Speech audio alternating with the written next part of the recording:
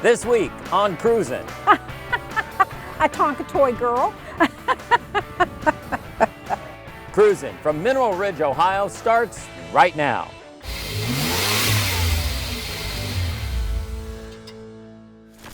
Hi, welcome to Cruisin'. I'm Bill Barranque. Today we have set up shop at Continuing Healthcare Solutions in Mineral Ridge, Ohio for the Mineral Ridge Car and Motorcycle Show. This is the 4th annual show, and unlike our staff, this show continues to grow. There is so much here, which you're about to find out, so let's check it out.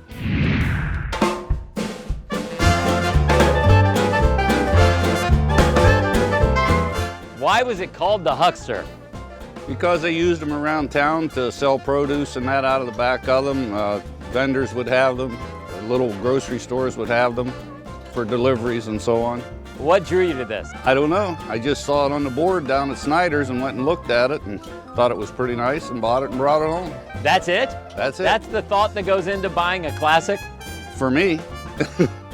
What strikes you? Like, when you saw this, what really jumped out at you?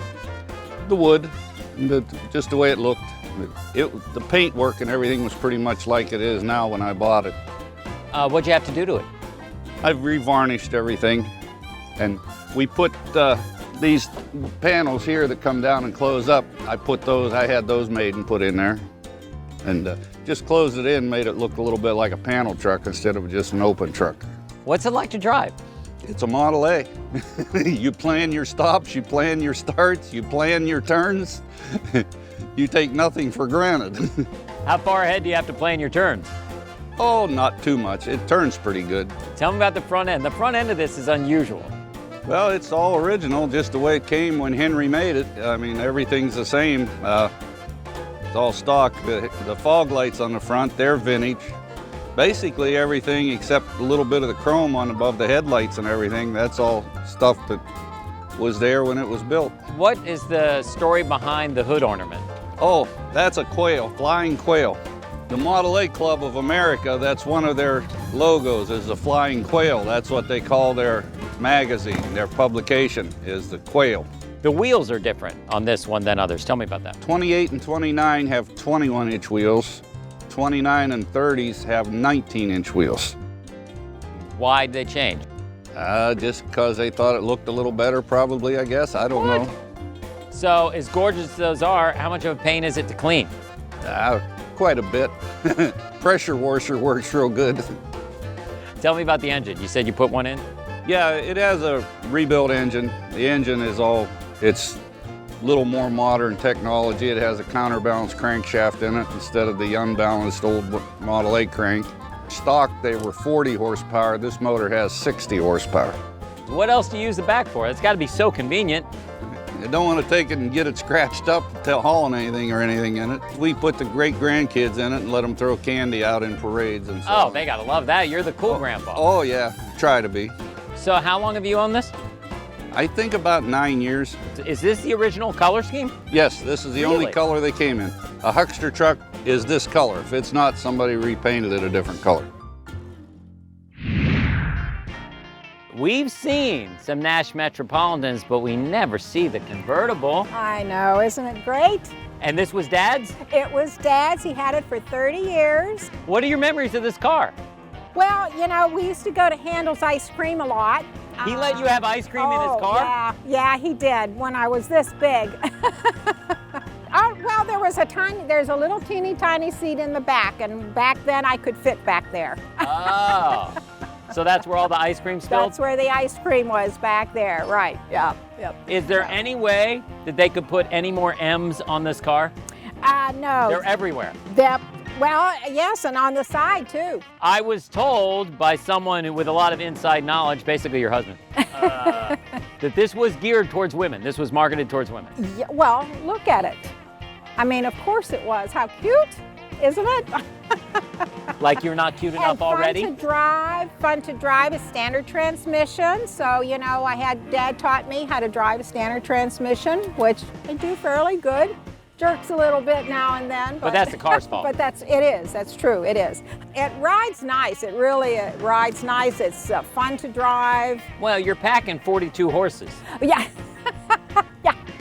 That's a little bit close to what my riding lawnmower is. So wait, are you saying that the Nash could lose to a John Deere? Possibly. Depends on who's driving it, probably. Well, of course not you. All right. So the dashboard is just like everything else. It's adorable. What do you like about the dashboard? Yeah. Well, I mean, it's simple, which I kind of like. It's simple. It's not got all of the bells and whistles like they have today. It's kind of simple and it's easy to drive. It does have an ashtray. It does have a radio. The turn signals and all. It's packed with everything that you need. Hey, do you ever put the top up? Oh, yeah, we do. And when the weather. And what's it like? How is it? It's a little bit difficult to put the top up. You don't push a button, that's for sure. So it's a little bit. It takes two of us to do it. And you've got the funky little armrest thing on the outside. Tell me about that. Yeah, well, supposedly the story is that was for women because they like to ride with their arms out, and if you sit there, you'll see your arm fits right in that little recessed area. 42 horses, but tell me about the engine. Well, again, it's simple. When you open it, you'll see that you could see all the way to the ground, because everything inside, of course, is very, very small and compact. It's 4-cylinder. And like I say, 42 horsepower. Back in its day, it used to be able to, they claim it used to go 70 mile an hour, but we don't usually push it that far. Just in case. Come on. Well, maybe once or twice, but. When you're racing lawnmowers? Yeah, when I'm racing lawnmowers. Downhill, going downhill. What's it feel like to basically drive what looks like a Tonka toy? A Tonka toy girl. What's your favorite part about this car? I think the fact it's a convertible, it's easy to drive, it's fun to drive, and a lot of people kind of wave and toot the horn at you, when you go by. It's just kind of fun. And the fact my dad gave it to me makes it kind of special. We got sunshine, we got cars, we got motorcycles, we got just about everything, and we've got a whole lot more of it. So we're coming right back to the Mineral Ridge Car and Motorcycle Show on Cruisin' after this. Welcome back to the Mineral Ridge Car and Motorcycle Show on Cruisin'. I look at this 39 Packard. This car, so what? If the math is correct, that's 80 years old. What was the toughest thing to find? Parts to keep it original. So there was a lot of pride in keeping most of it original? Yes. Why? It was at that time because, I don't know, really, a lot of people look down on you when you change them, like changing the engine and stuff.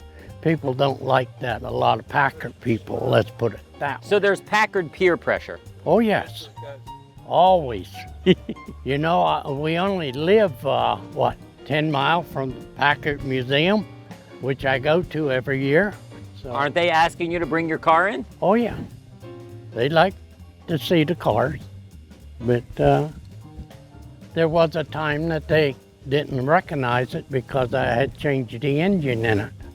Yours is probably faster than any of the museum Packards. Well, the fastness doesn't make a difference to me. It's just having the Packard. Now, I would like to say to people, how many of them are out there? How many of them are still original? And I think an 80-year-old car on the road is still good. How in the world did you end up with this? Oh, I don't know. The wife seen it in the paper. We went and looked at it. She said, I want it, and we bought it. What did you have to do to it? Well, I changed the engine, the tranny, and the rear end in it, and most of the rest of it, and the steering column, most of the rest of it is original. Hard to believe after 80 years the clock isn't working. Well, I changed the electrical system to a 12-volt system rather than a 6. Take a look at the outside of the car. I mean, it jumps out at me. What drew you and your wife to the Packard? The color and the front end, the grille, then the bumpers, the chrome. Like I said, we've had it 17 years and I haven't touched any of the chrome on it yet. There's no shortage on chrome on that car. Yeah, that's true. Tell me about the hood ornament.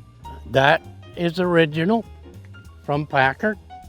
They call it the Flying Goose. I call it the Flying Goose. I don't know what they call it. The front of the car, does it kind of remind you of a Rolls? It's such an iconic front end. No, it's just an old car. I mean, back in them days, you had big fenders and headlights on the fenders. How was it to work on? Because, you know, you did the engine. You did a lot of work for this on your own. Well, how much room is there and everything? Me and a guy up the street by the name of Harry Weiss did the work on it. What's your favorite part of owning this? Just owning it, having fun like this, talking to different people that want to talk about it. What kind of comments do you get? Because you drive it, right? It's not just, So what kind of comments do you get? You go to the grocery store, you come out, there are probably people at your car. Well, people look at it and like it, and same as I do, you know. I've had a couple offers to sell it, but I won't sell it. In 1934, when they came out with the International, it wasn't this color? No. What did you do? It sat in a barn and we found it, so we picked it up. Now, when most people get like a truck, they're like, oh, let me polish it up. What is going on here? I always wanted a rat rod. I always thought they were cool, so I came home and my husband had got it for scrap, and I told him I wanted to keep it and build a rat rod. Now, rat rod, kind of free form, but everything here has meaning. Tell me about some of the stuff. My mother's favorite color is purple, and I lost her a couple years back, so she's in the motor on this side. There's a purple hose over here. That's for Mom? Yep, that's for Mom. And then we rescue potbelly pigs, and we advertise for a sanctuary, so we got our pigs on. You know he's looking the wrong way, right? Yeah. He's supposed to. Okay. Everything's corky on a rat rod. Uh-huh. All right, so let's come around. What do we have over here? That's for Mom. Yes, the purple's for Mom here. And then we have license plates up underneath. Because every engine needs some license plates. They do. You can never have enough. Why do we have license plates? It's to hide the firewall, give it some character. This right here is Roar Sanctuary. They're down in Wilmington, Ohio. They rescue animals, and there's all different kinds of animals. They need donations and adopters. All right, so we come around and we look in the interior and talk about quirks. Tell me some of the things that are going on in here. There's a pistol grip. Then we have the vintage cup holders and the dome light, which is crazy. That's just like a cheap little flip thing. And the seats came out of a van, old van, 70s. Was it hard to find just the right window crank? We tried doorknobs and that wouldn't work out. So he came home with these and I'm like, that's perfect, that'll work. Now, I'm guessing the cup holders are not factory? No, not at all. I got the military seat belts too, because we love our military. Now, when you were putting this together, did you have an idea what it was going to end up? It was like, oh no, that garden hose valve looks like it worked. Actually, we did it as we went in sections of, I just envisioned it and went to, you know, like Kohler's Auto Wrecking for the seats. And he had some brown leather ones there and he had some green ones. And I'm like, I like the green. They're so ugly, they're cool.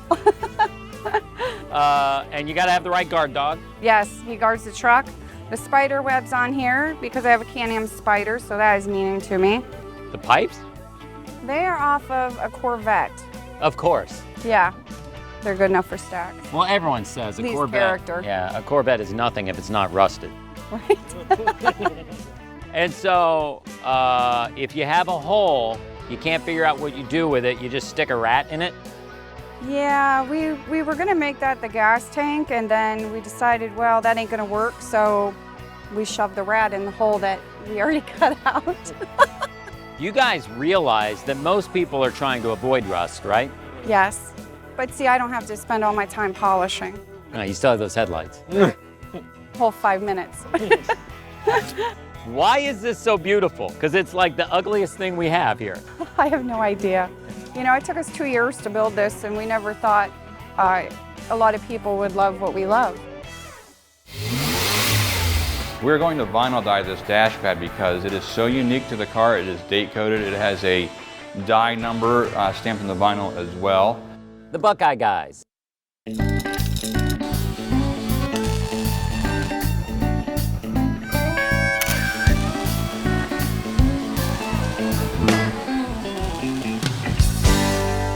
Welcome to this edition of Cruising with the Buckeye Guys. Today, Why are we in the spray booth with a spoiler looking thing behind us? Well, actually, we're in the spray booth here, our full downdraft booth here at Buckeye Classic Car Restoration. This is actually the dash pad out of Mustang number 139.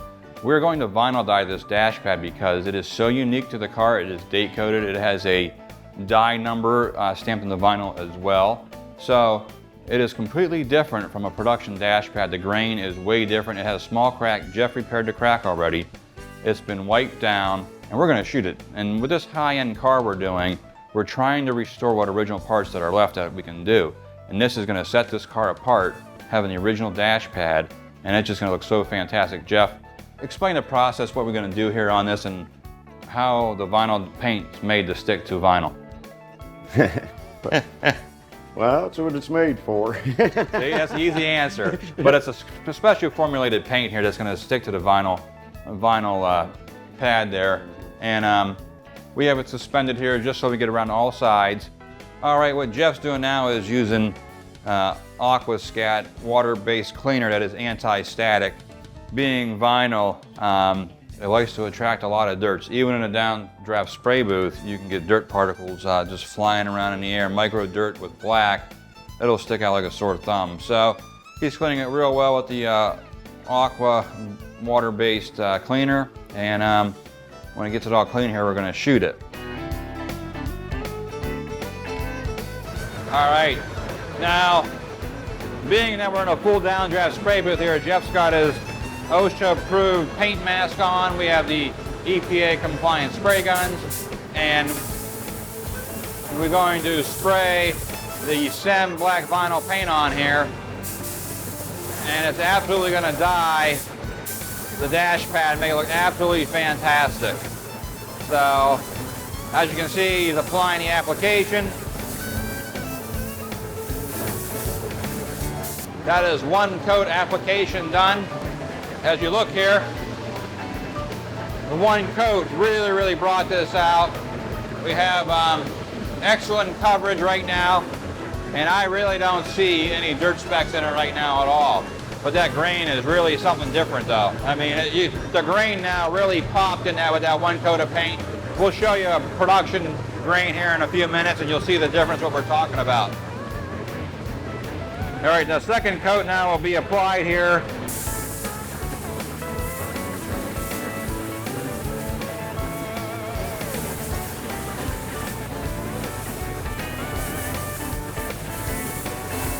Jeff has completed the vinyl dye process of the original dash pad, and the texture on it has just come to life, and we're so proud of that to make Mustang number 139 just one of the best Mustangs ever restored.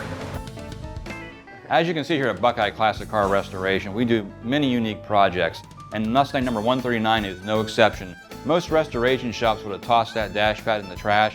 At Buckeye here, we successfully restored it. Jeff did a fantastic job, fixed a little vinyl rip, we vinyl dyed it, it's just fantastic. We take our time here at Buckeye Classic Car Restoration. Time is money, and classic car restoration is an expensive hobby.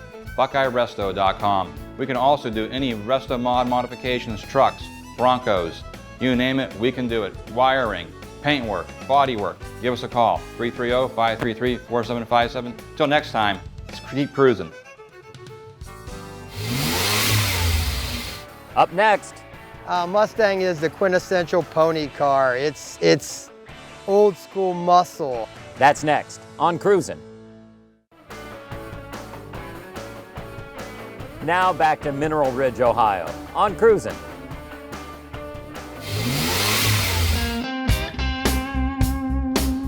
Why do we all love Mustang so much? Mustang is the quintessential pony car. It's old school muscle. I mean, I got a 302 bored out, 60 over, 4-inch exhaust. I get so many smiles and handshakes and waves when I drive it down the road. It takes people back to a time that was a lot simpler. Did you have a memory of a Mustang when you were growing up? I did. I was very young. My dad was into old cars. A buddy of his came over with a 64.5 Mustang, which was the first year. I fell in love. My dad had an old GTO. We worked on it a lot together. It was just in me. What do you like about the 67? I love the body style. The lines are beautiful. I mean, it's like a sexy girl. You know, clean lines, lots of power. Just, I love the car. Kind of like, I love my wife. there it is. Suck up. Right. Tell me about the interior. The interior's not all the way done yet. It's all factory interior still, but it was in really good shape. Replaced the carpet last year, soundproofing all throughout it. Put a stereo system in it. You know, just kind of modernized a few things, but I like the classicness of it, so I try and keep it very simple, nothing flashy. What was the toughest part of the project? Disassembling the other car was pretty tough, and remembering where all the parts went when I tried to put it back together. Isn't that your son's job? Yeah, mostly, but we still have some extra parts, and I guess that's how it goes when you restore an old car. If you don't have extra parts, you didn't do it right. What's your favorite part about it? Taking my son and my wife and my daughter for a ride in it. That's probably the happiest time for me in this car, is when my whole family's in it and we can go for a ride as a family. We've had such a great time at the Mineral Ridge Car and Motorcycle Show here at Continuing Healthcare Solutions. But before we go, we got to grab the boss, Kimberly Bumgardner. We just got done talking to your husband about his Mustang. Now we're here in front of your bike. Is this just an excuse to show off all your vehicles? Absolutely. What's so special? This was the 4th year of doing this. What's so special about this show? It's just a great event. The residents enjoy it. The community comes out, is able to be part of it. The residents, it's the best for them. Okay, so this has been such a success. What's up for year number 5? I don't know. Thinking about maybe adding something, but I'm not going to let the secret out of the bag yet. But definitely going to be hopefully bigger next year. Of course, we're counting on it, which means we'll be back. Absolutely. Thank you so much for having us. Thank you for joining us for Cruising here at Mineral Ridge. I'm Bill Bronque. We'll see you on the next one. Have a great day.